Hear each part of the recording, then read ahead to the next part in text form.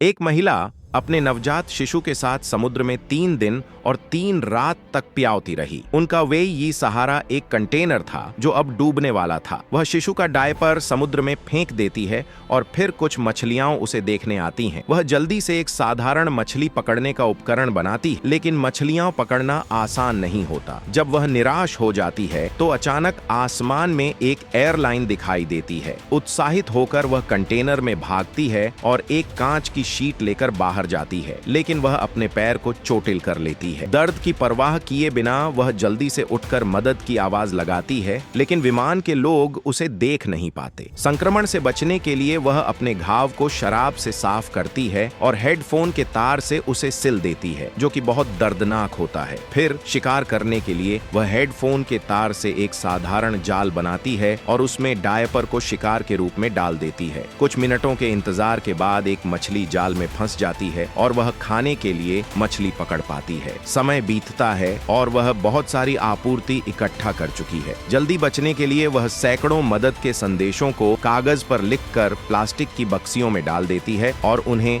समुद्र में फेंक देती है, उम्मीद करती है कि कोई इन्हें देखेगा। वह समय समय पर पानी बाहर निकालने के लिए पाइप का इस्तेमाल करती है ताकि कंटेनर डूब ना जाए। शिशु को ठंड से बचाने के लिए वह एक तांबी की बोतल में शराब डालकर आग से गर्म करती है। फोन का स्क्रीन टूटने के कारण वह अपने पति से संपर्क नहीं कर पाती, लेकिन एक दिन अचानक उसके पति से बुरी खबर आती है कि वह घायल हो गया है और शायद उसे बचाने के लिए नहीं आ सकेगा। वह दुखी हो जाती है, लेकिन शिकायत नहीं करती, बल्कि शिशु के बारे में पति से बात करती है और उसे एक प्यारा नाम नोनो देती है। बाद में फोन की बैटरी खत्म हो जाती है और वे संपर्क से बाहर हो जाते हैं। कुछ दिनों बाद पानी का स्तर बहुत बढ़ जाता है और वह बुरा समय आने से पहले कुछ तैयारी करती है। वह लकड़ी और प्लास्टिक की बक्सियों से एक छोटा तैरता हुआ उपकरण बनाती है ताकि यदि कंटेनर डूब जाए तो वे थोड़ी देर और तैर सकें। थोड़ी देर बाद एक समुद्री पक्षी दिखाई देता है, जिससे उसे उम्मीद मिलती है कि वे जमीन के पास हो सकते हैं। लेकिन रात के समय वह सीलिंग की पट्टी ढीली हो जाती है और समुद्र का पानी तेजी से कंटेनर में भरने लगता है। वह अपनी खाने की सामग्री को बचाने के लिए पानी में कूदती है, लेकिन एक रस्सी उसके पैर में फंस जाती है। वह मुश्किल से उसे काट कर बाहर निकलती है, लेकिन जब वह बाहर आती है तो शिशु कहीं खो चुका होता है। वह शिशु को पुकारती है और तभी एक व्हेल मछली आती है जो पानी को शिशु पर उड़ाती है, जिससे वह डरकर रोने लगता है। महिला उस आवाज को सुनकर शिशु को ढूंढ लेती है और उसे सुरक्षित पाती है। व्हेल मछली चली जाती है। अब वे एक और रात समुद्र में प्याउते हैं। महिला जानती है कि उसने अपना सब कुछ किया है